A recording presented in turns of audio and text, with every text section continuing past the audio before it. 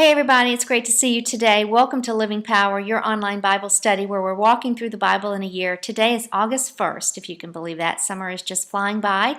And this is a discussion about a couple of different things. I'm going to give you a lot today. I'm going to talk really fast, and I just want to get it all in. There's something that I mentioned that I was going to share with you yesterday, and I didn't have time, so I went ahead and closed out the lesson, but I want to start that today, and that is tying together the Torah, the portion in Deuteronomy, the book of the law, that relates to what is happening to the history of Israel and what we're reading about today. So let me just do that real quickly.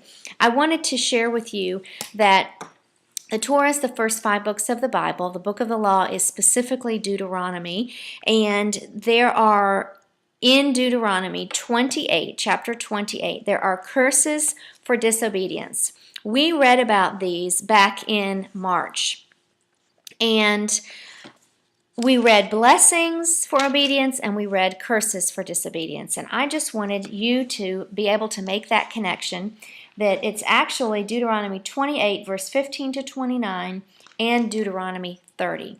And God, when He had the Israelites in the wilderness before they went into the promised land, through Moses, He made it very clear that there were blessings for obedience if they stayed true to God the whole time they were in the promised land, but there would also be curses if they were disobedient. What we are seeing through the exile is the curses coming true, because we have seen that they were not faithful to the Lord in any way. And if you go back, it's kind of a good exercise to go back to Deuteronomy 28 and 30 and reread those curses and see if these things aren't the things that Israel has been doing, and if God wasn't exactly true to His word. So that's how that kind of relates to history and the book of the law there.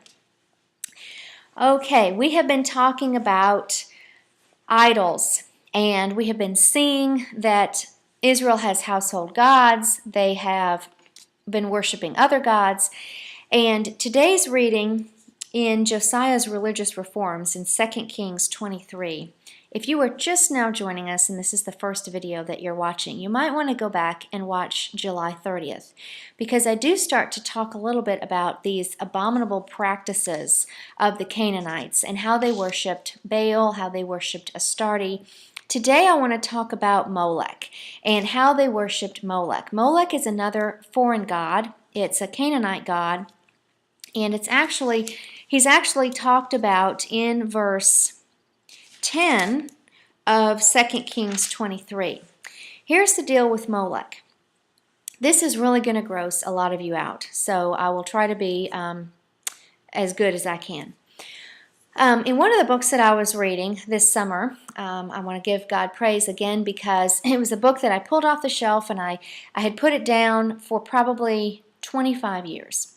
And I picked it back up and just felt like I needed to read it again. It's a fiction book, but it talks about the life of the Canaanites back in 900 BC and how they probably lived and worshipped and had their community life and all that. So I'm going to try to share with you a story that will describe what community life was like if your community worshipped Molech. And it would be like this. Let's say you're a woman and you're married, and your role is to keep the home. Your role is to have children. Your husband has some sort of an occupation, and he goes to work and he comes home each day, and you prepare a meal for him, and you're working in the home during the day. Well, you have an infant. You've just had your first child, and you have been infertile for maybe 4 years, making this up as I go along. And you have just had this child. He's 6 months old. It is a son. You both are ecstatic. And one day, right after your husband gets home from work, he's off changing his clothes, getting ready for dinner. There's a knock on the door. And you go to the door, and you see that it is the priest of the town that you live in. Now, you live in the nation, or the land of Israel, but you're not a Hebrew. You're a Canaanite. And the priest from the town comes to knock on your door, and all of a sudden you get that sick feeling in your stomach because you know why he's there, and you want to call for your husband and have your husband make this man, the priest of the town, go away. But your husband comes out and he sees the priest and he knows why he's there, and he gives you that look like, don't say anything, don't do anything, just let it happen. Do you know what I'm talking about? The priest would come and take your 6-month-old son out of your home, right out of your arms, and take him back, and would, in a community service where all the people are gathered around the altar of Molech. Molech would have been an idol, but a big, probably chiseled out of stone idol with a gaping mouth, whose arms are like planks leading into the mouth of this idol. And the priest would have put your son, and the baby, 6 months old, can't stand, can't walk, would have rolled down that ramp into the mouth, which would have been a blazing fire. And I'm not going to go into the details, but you can imagine the sounds and the smells and the cheers that the people would have expressed in this Canaanite village. Now, I don't say that to gross you out. I'm not going to talk about that anymore. I'm certainly not condoning this kind of a thing. What I'm trying to do is help you understand, when we read about these Old Testament stories that the Canaanites worshipped Molech, and that pagan shrines were set up in Israel, and the Hebrews came to worship Baal and Astarte, and also sacrifice their sons in the fire. I want you to understand God's point of view as He's looking down on His children and on His people, and He's seeing what has happened to the community life. These are the things that we're reading about today in the reading that actually happened to the Hebrews, and what they allowed to happen in their communities, and what they partook of. The sacrificing of the children to Molech, it was believed that this was an appropriate form of worship, and that if they did this, Molech would not only bring the family more children, but would bless the community at large in good crops and fertile soil and an abundance in that year. And so they did this routinely. They believed it was had to be the firstborn, and they did it routinely to appease the god, so that the god would do something for them. They had a very twisted and warped sense of deity. They did not understand Yahweh, and of course the Hebrews did, which is some of the travesty that I want you to kind of understand in the reading. The Hebrews knew Yahweh, but yet they let the culture around them kind of suck them into these practices, and they did these things that the Canaanites did as well. So here's the question I have for you today. Do you have any household gods? Are you practicing any of the types of practices in our culture that's commonplace to the people around us, that perhaps God is calling us to be sanctified and to be different and not to partake in? Just something to think about. We are seeing today, I'm going to switch over to something else now. I just wanted to give you that background, and I just feel like I need to say I'm sorry if that really grosses you out. I know it grosses me out, but it's just real important that we understand what we're reading about, and how awful it really was. And then we can come to kind of understand the judgment that's coming. And we see that the judgment that God puts on Israel is discipline. It's not wrath. It's different. And I hope that you understand that. The exile is discipline upon God's children, and He wants to restore and redeem them and bring Him back. And that's what we're reading about. But today, we also read about the book of Nahum. And I'm going to talk to you about Nahum. Very, very interesting. I love this part. I can't wait to share this part with you. This is a story of a different scenario. It's not of redemption. This is a story of judgment and wrath. and a very different outcome. Jonah, the book that we already read, and Nahum, the book we're reading today, are connected. It's a continuation of a story that Jonah began. Nahum concludes with 150 years in the middle. And I wonder, we tell the story in Vacation Bible School of Jonah and the whale to the children, and then we kind of stop that. We tell them that the people repented, and it's just a great, happy story, and we end it there. Well, today we're reading the rest of the story, and it's not such a happy story because the people deserve judgment. They do not. They do not follow in the ways of the one true God. And so what we're seeing today in Nahum is the oracle. Nahum is an oracle against Nineveh. Nineveh is the capital of Assyria. We've talked about that. Assyria is the nation that God used to come against the northern kingdom of Israel and discipline his people. Now he is coming against Assyria, yes, the country that he used, but he's coming against Assyria for the injustices and the cruelty and the brutality that they have been inflicting on people for hundreds of years. Nineveh, today we're reading about the judgment that was postponed in the time of Jonah. This is the end of the story. And what we can learn from this is that God does not ignore sin, and God does not allow the wicked, the unsaved, to get away with it.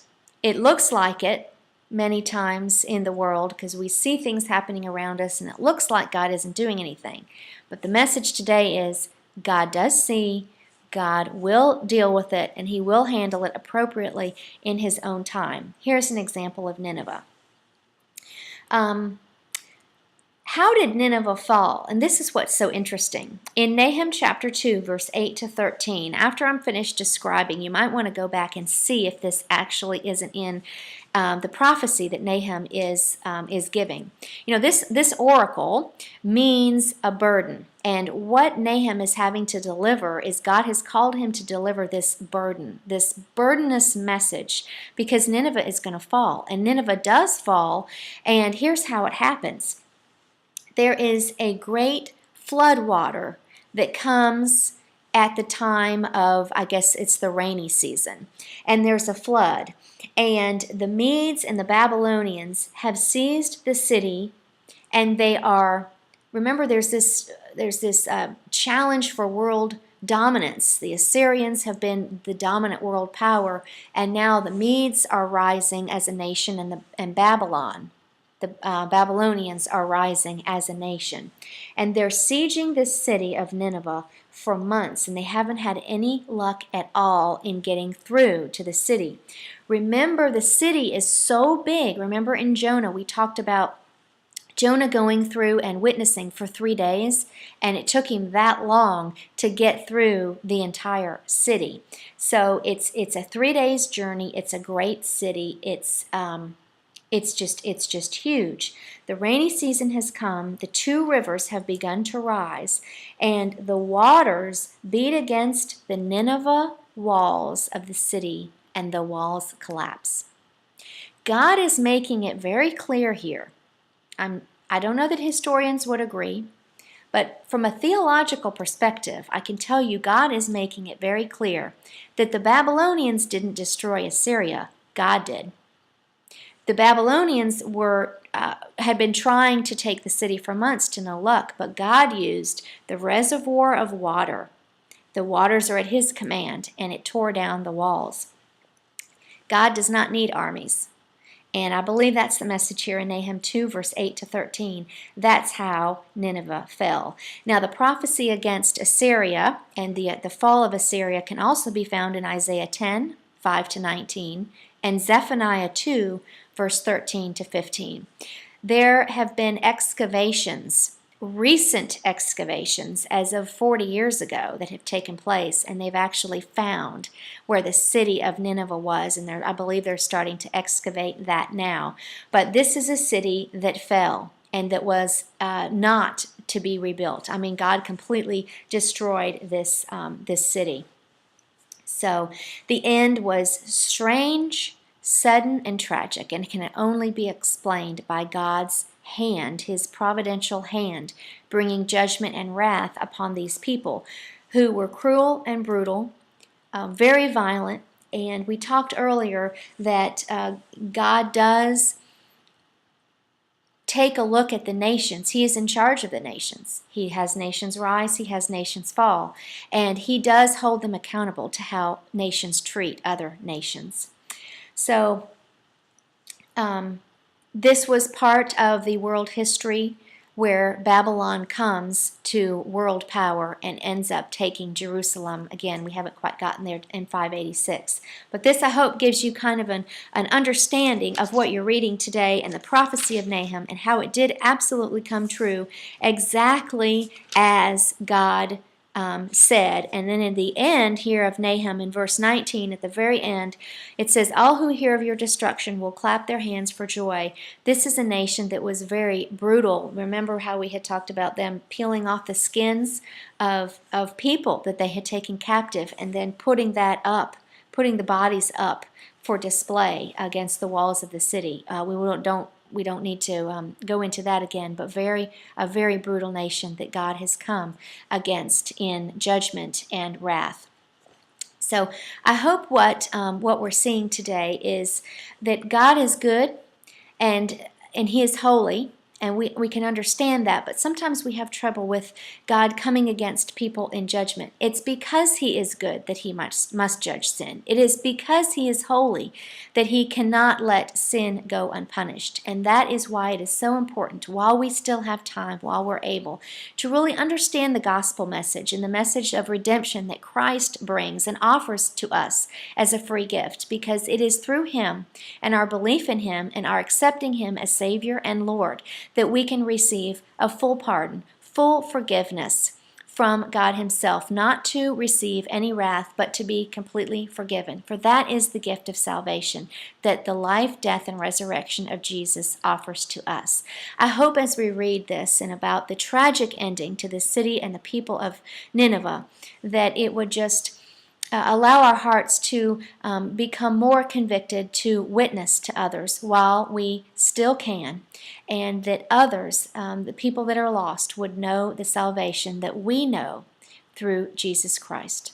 Well, I hope this lesson has been a blessing to you. We're going to continue over the next couple of days looking at Jeremiah and continuing at our study of history. I hope you will continue to join me. Blessings to you and your family. Shalom.